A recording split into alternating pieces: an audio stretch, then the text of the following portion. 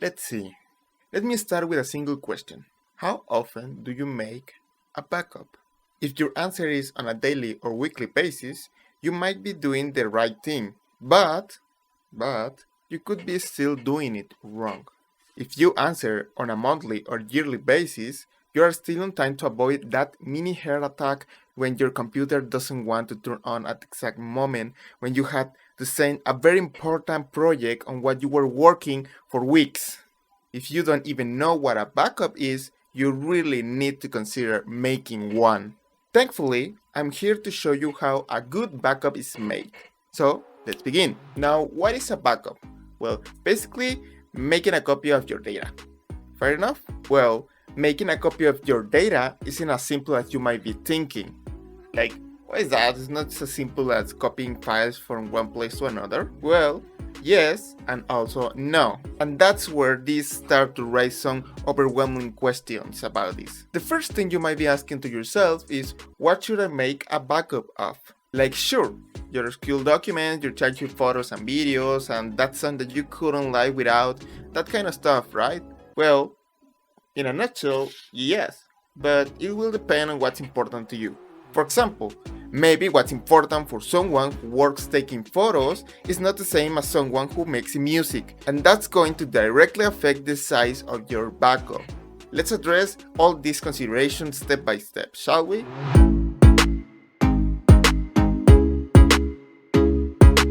Now, the first thing is knowing how heavy your data is. This is a very important step because once you know it, it'll let you decide whether your current method or the one you're planning to use actually fits your needs. Now, I have a very useful exercise to help you answer this, and you should start with it just after finishing this video. First, you need to create a new folder. It can be named whatever you want, it can be placed wherever you want it. The golden rule about this folder is all the things inside are the ones that, in the case of your house burning down, or if someone steals your PC, or suddenly start working out of nowhere, you are going to be fine knowing that they are safe anywhere else. That is a good backup. Inside that folder, you can create whatever folder structure works for you. Like, it doesn't matter. You have to create that one specific folder first, and you may start putting every file that matches that golden rule that we were talking about. Once you have that, you could know how big your backup is going to be and how much space you're going to need up front, just even before considering all the data you're going to create in the future. This folder is the one that you will backing up at all cost, like if your life depends on it, and it might be, who knows. Once you have this, you might check the next consideration. The holy L. What do I mean by this? That you must have something like this.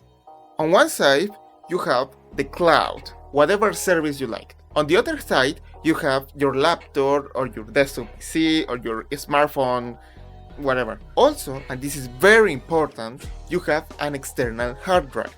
Why do I need this, you might ask?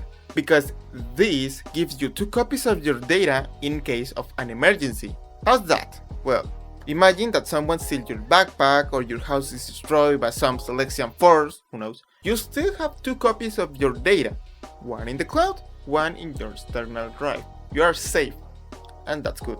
This essentially lets you have another fatal failure before getting into a critical situation. Like, for example, your external drive fails or the cloud just disappears overnight, anything like that. You will still have 1 copy left. If you lose that copy as well, there's nothing else we can do. You just have very bad luck. And with this method, you might add as many devices as you want. It'll depend on how much money you have. Moving on. Which cloud storage provider should you use? Is it Google Drive, Dropbox, OneDrive, Backblaze, Mega, you name them? Well, the answer is, it depends. Sorry, but that's how it is. Depends on the pricing, on the features, on the confidence with that provider, and many more things that you will have to compare in order to get in that sweet spot that you feel comfortable with it, you get the most of it, and your data is secure. Now, how do you set up your backup in the cloud? It's pretty easy actually. Nowadays, most providers have a desktop or mobile app that lets you make an auto backup. Sometimes even later you select what you want to backup and where. You must check for yourself if the provider you are using right now or the one you are planning to use offers this kind of features and how it works. Now, cloud storage could be really expensive, and that's why you should know how heavy your data is and what's really important to you. After all, most of the time you will be paying that price for a long time, which is not as bad as it might seem. If you're a student, sure, it will be impossible to pay $100 per year just to have that storage in the cloud to save your things. But we're talking about your most valuable data, things that literally have no other copies of it. So think twice, but more important, think smart. There are some options out there that might be even free to use. More on that later. On the other hand, if you have a job, this is something you should really care about. Investing on a good cloud service might save you in the future. External hard drives are essentially just a normal PC hard drive. There's not much a difference. However, some of them are designed with more specialized features that let them be tough and stand against the elements. Kind of. Some of these features might include water resistant, harder cases, faster transfer speeds, among others. Obviously, this is going to increment the cost, but it gives you more options. Do you work near water? Then you need water resistance. Do you drop your things frequently? Then you need a tougher case. Are you going to bring it on your trips? Maybe you need both. As I said, more options. But even so, there's another thing to take in mind while choosing your new external hard drive. Which kind is best for you? Good old hard drive or SSDs? And you might be wondering, why should I care? It's not the same? Well, it isn't. Common hard drives tend to be slower, fragile, heavier, but also be cheaper. SSDs on the other hand are way faster, more robust, lighter, but more expensive. Although, in recent years the prices on consumer-grade SSDs start to drop. So maybe you could find a decent deal on Amazon. If you're going to carry your external drive with you, an SSD might be better, just because it is less likely to die because you drop it. Now, for copying your data into your external drive and keeping it in sync, you might rely on external applications. There are many options on the internet, you will have to do your research, but there are some that also allows you to make a backup on the cloud, so that's pretty neat. You might have noticed that your videos or images are too heavy, and your Golden Rule folder just weighs over 100 gigs or even terabytes. How do you fix that? You compress them. There are a lot of free tools for compressing online. I personally recommend going with Handbrake for video compressing. It works really well and you will find many tutorials on YouTube on how to use it. And for images, I recommend iLoveIMG. It has a lot of tools from compressing to basic image editing, but there are many more options. These will help you keep your things as small as possible and make them easier to backup. Like sure, they won't have the original quality of your new flagship smartphone, but neither the ones that you have uploaded to your social media platforms. Also, compression has become very optimized and in most cases you won't even notice. Do you remember what I asked you at the beginning of this video? How often do you make a backup? Well, if you don't put some discipline on that, you'll be still prone to lose some of your data. You need to make a backup as often as it is reasonable. Do your experiments and find whatever works best for you. As I mentioned it before, some of your cloud providers might give you the option to put some schedule on how and when your backups are made. You should be doing backups at least once a day, or as frequent as every hour. It will be up to you. If you have a little paranoia about your files being stored in the cloud, the solution is simple: encryption. There are plenty of tools on the web that either are free or paid that will help you with that.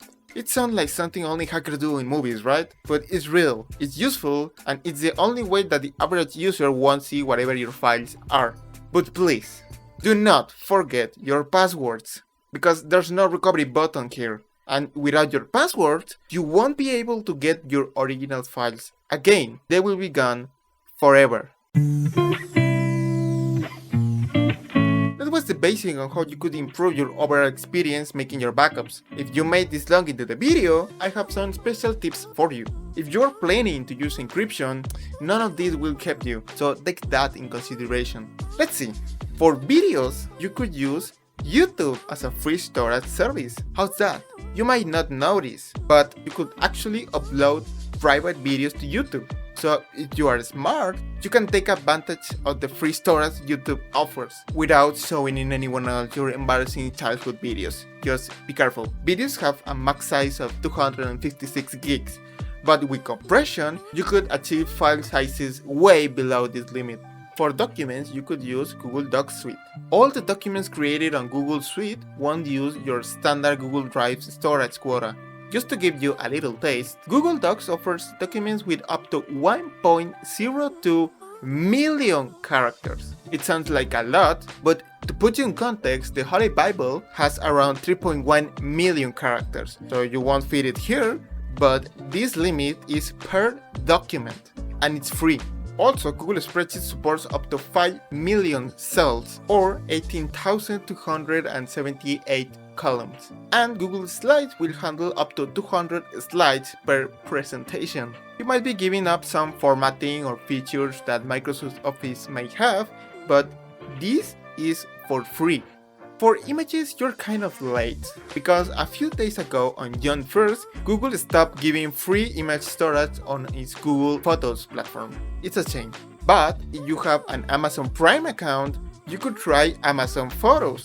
It offers unlimited storage of images and up to 5 GB of video, starting from $2 per month at the time of recording this video. Now, there are some caveats about this, and you should read the conditions and limitations of what will happen with your photos if you exceed this limit or stop paying your Prime membership. And I will finish with this.